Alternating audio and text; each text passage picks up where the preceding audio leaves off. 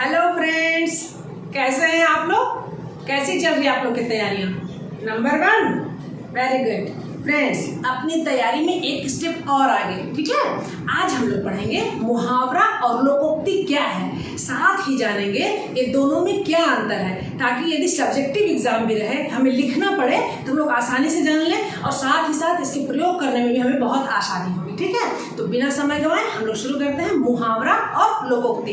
अब इसका इंपॉर्टेंस बताने की तो आवश्यकता नहीं है, कोई भी कॉम्पिटिटिव एग्जाम हो, सामान्य परीक्षा हो, या सबसे अधिक महत्वपूर्ण है कि यदि हम अपनी बातों को बहुत प्रभावकारी तरीके से बताना चाहते हैं, यदि अपनी बातों में थोड़ा दम लाना चाहते हैं, तो मुहावरा और लोकोक्ति का प्रयोग तो करना सीखना ही पड़ेगा। सीखें? चलिए आज हम लोग मुहावरा और लोकोक्ति देखेंगे, साथ ही देखेंगे जो परीक्षा में बहुत ही अधिक पूछे जाते हैं, अक्सर एग्जाम में पूछे जाते हैं, वैसे बहुत सारे मुहावरे और लोकोक्तियों के बारे में जानेंगे। चलिए शुरू करते हैं मुहावरे और लोकोक्तियां। सबसे पहले मुहावरा। तो मुहावरा जो होता है फ्रेंड्स, वो वाक्यांश होता है, मतलब वो पूरा वाक्य नहीं है, अपने आप में पूरा वैसे वाक्य नहीं है। ये जो है वाक्य के बीच में लगा हुआ छोटा सा अंश है जो पूरे वाक्य को और भी अधिक प्रभावकारी बनाता है। तो देखिए, वह वाक्यांश है मुहावरा, वह वाक्यांश है जो वाक्य को और अधिक प्रभावकारी व विशेष बनाता है। वाक्य के बीच में इसका प्रयोग होता है, बिल्कुल इसको याद रखना है। इसका प्रयोग वाक्य के बीच में होता है और वाक्य को और भी अधिक प्रभावकारी बना देता है। वाक्य में जो बातें कही गई होती हैं उसका और विशेष महत्व निकल आता है, ठीक है। जैसे प्रत्येक पुत्र अपनी माँ की आंखों का तारा होता है। यहाँ पे देखिए, आंखों का तारा जो है, ये जो पीले में बताया गया है, ठीक है ना, आंखों का तारा, तो ये मुहावरा है। तो मुहावरा जो होता है, आंखों का तारा मतलब आंख के अंदर तारा नहीं है, इसका एक दूसरा मीनिंग होता है। आंखों का तारा होना मतलब बहुत प्यारा होना। यहाँ पे क्या बताया जा रहा है कि प्रत्येक पुत्र में, हर बेटा जो है अपनी माँ के लिए बहुत प्यारा होता है, आंखों का तारा होता है। तो यहाँ पे आंखों का तारा मुहावरा का मतलब होता है बहुत प्यारा होना, ठीक है। जैसे बुढ़िया की अंधे की लाठी राम है। तो देखिए यहाँ पे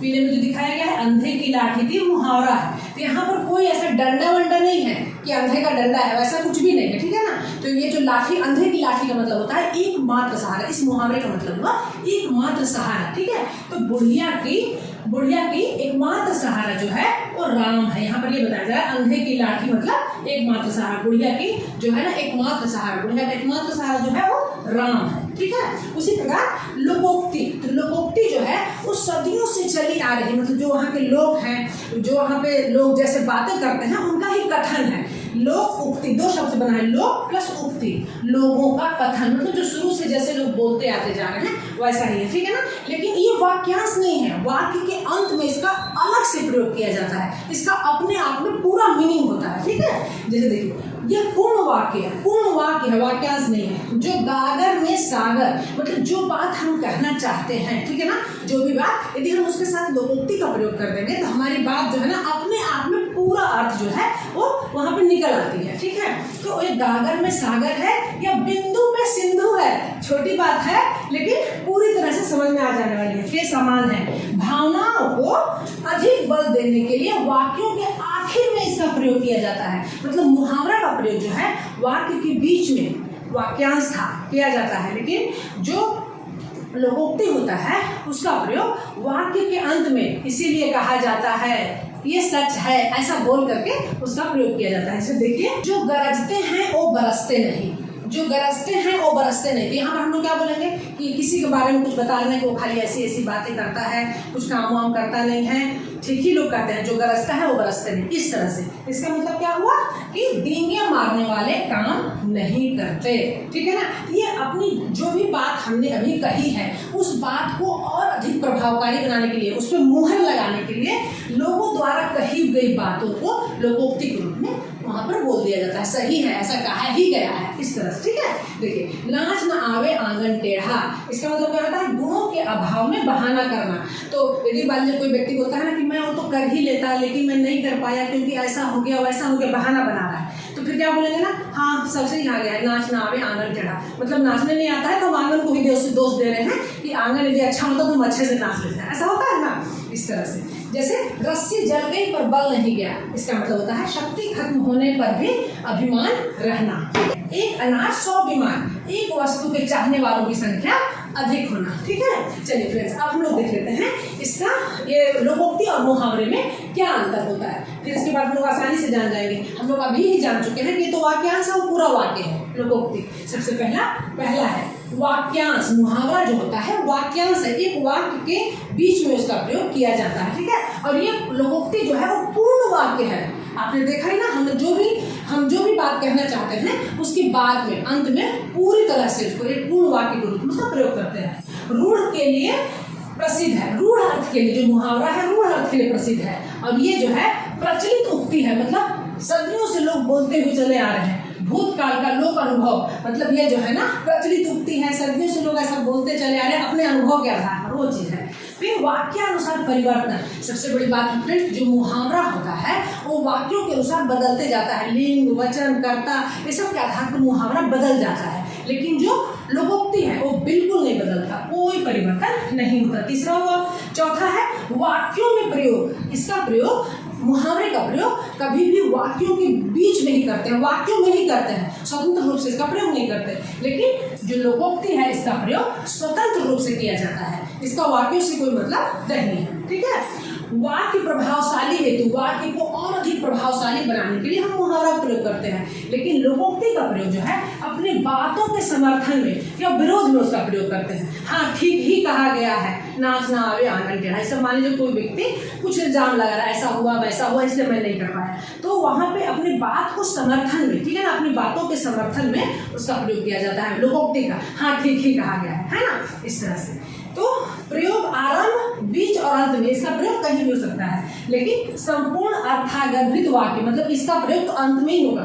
जो लोकोक्ति है इसका प्रयोग आखिर में ही होता है, पूरी तरह से अपने बात को जो है ना अर्थगर्भित रूप में प्रकट करने के लिए किया जाता है। तो फ्रेंड्स आइए महत्वपूर्ण मुहावरे और लोकोक्तियों के बारे में जानते हैं जो अक्सर ही परीक्षा में पूछे जाते हैं। आज हम लोग मुहावरा भी देखेंगे, उसका अर्थ भी देखेंगे, साथ ही साथ वाक्यों में किस तरह से उसका प्रयोग करते हैं वो भी देखेंगे। ठीक है, जैसे पहाड़ के समान, इसका अर्थ क्या हुआ? अत्यंत मुश्किल। वाक्य प्रयोग, अध्यापक के द्वारा दिया गया कार्य मुझे पहाड़ के समान लगता है, मतलब अत्यंत कठिन, बहुत मुश्किल लगता है, पहाड़ के समान का प्रयोग किया गया है।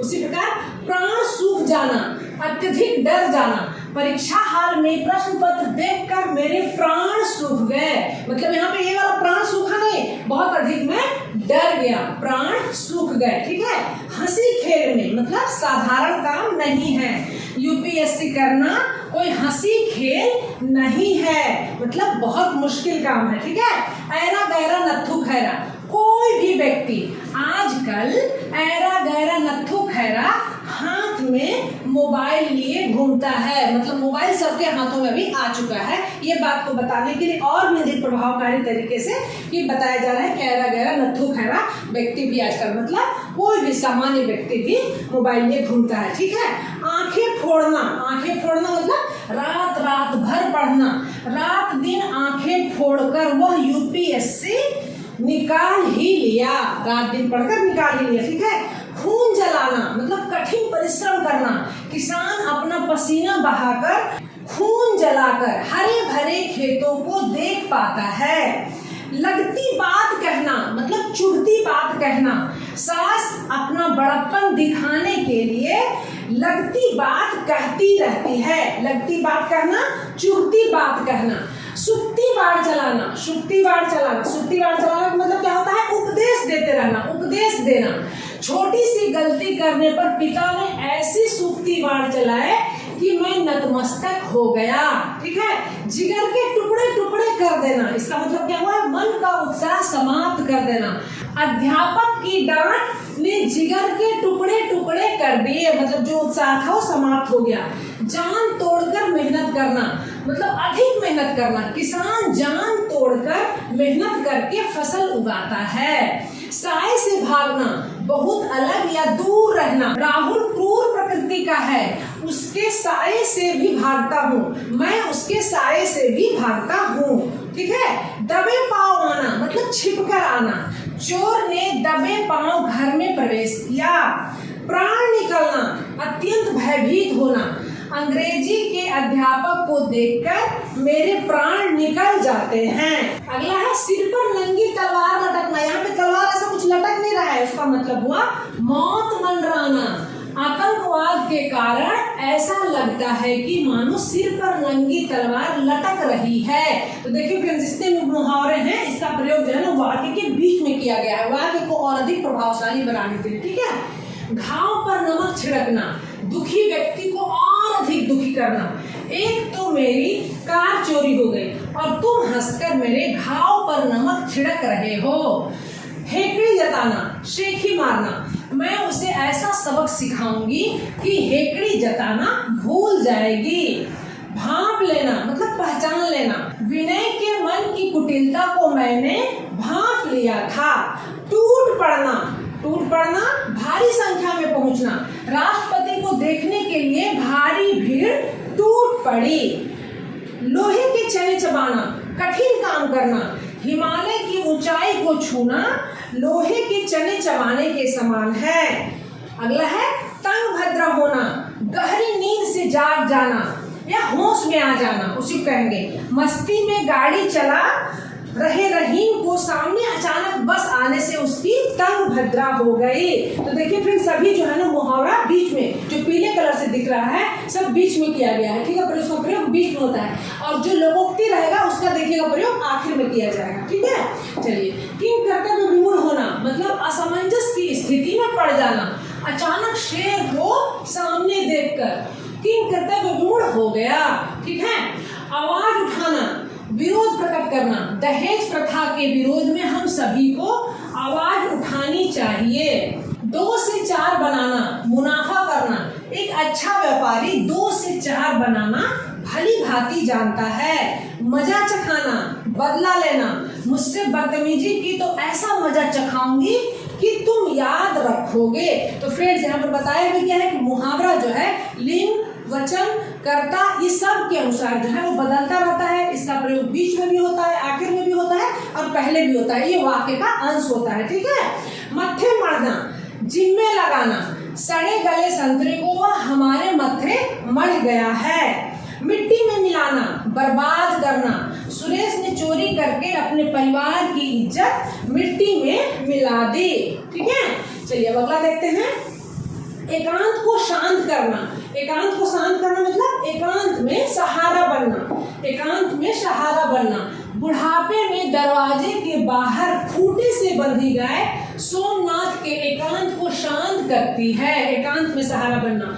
मुट्ठी भर आदमी मतलब थोड़े से आदमी, मुट्ठी भर आदमी भी सत्ता पलट सकते हैं। अपना हाथ जगन्नाथ, परिश्रम में अत्यंत शक्ति होती है।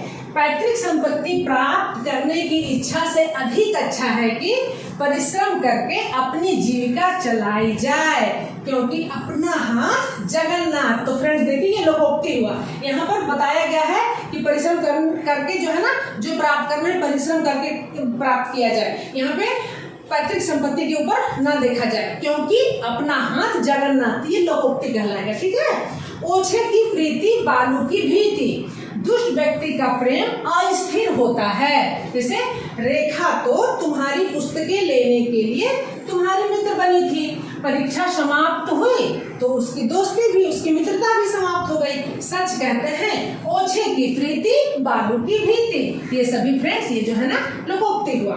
जैसे जैसे नागनाथ वैसे सांपनाथ, जैसे नागनाथ वैसे सांपनाथ, दोनों एक समान दुष्ट प्रवृत्ति के होना। मेरी दृष्टि, वाक्यों प्रयोग देखिए, मेरी दृष्टि में दुर्योधन तथा धृतराष्ट्र दोनों एक ही समान दुष्ट थे।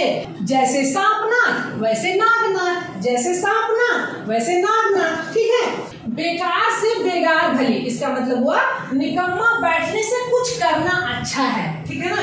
इस कारखाने में मालिक मजदूरी तो कम देता है, किंतु मैंने इसलिए नौकरी की है कि बेकार से बेगार भली, बेकार से बेगार भली मतलब कुछ भी नहीं करने से कुछ तो करना अच्छा ही है। ठीक है।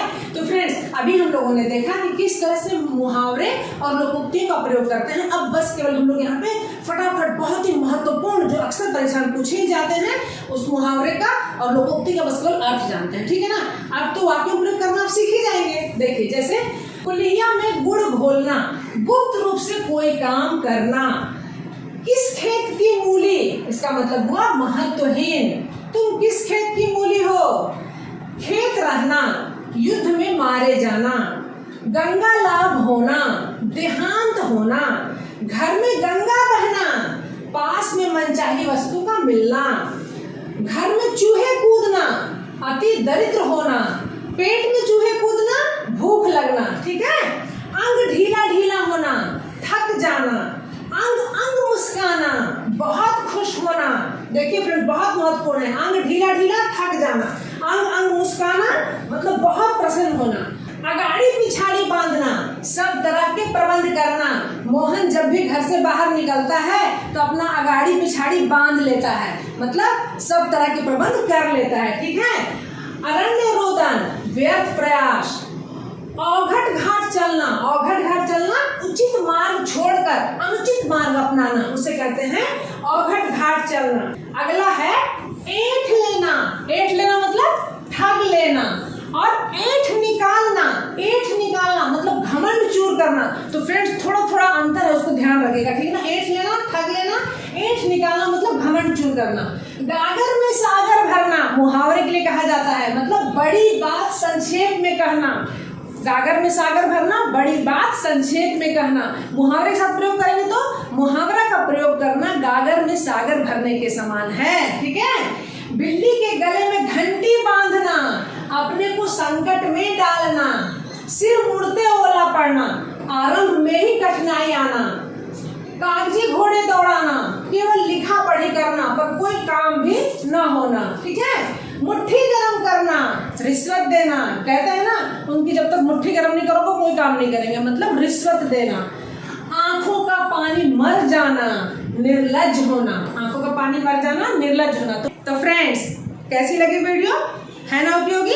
मैं बताई ना फ्रेंड्स, यदि एक बार इस वीडियो को अच्छी तरह से देख लेंगे, मुहावरे को एक दो बार और बस केवल देख लेंगे, तो फिर आपको दोबारा कोई भी चीज़ देखने की आवश्यकता नहीं पड़ेगी। और अब तो आप आसानी से मुहावरा क्या है, लोकोक्ति क्या है, इसके अंतर को भी आप समझ चुके होंगे। तो फ्रेंड्स, फिर नेक्स्ट वीडियो में इसी तरह से किसी परीक्षा उपयोगी टॉपिक के साथ फिर मिलते हैं। तब तक के लिए बाय बाय।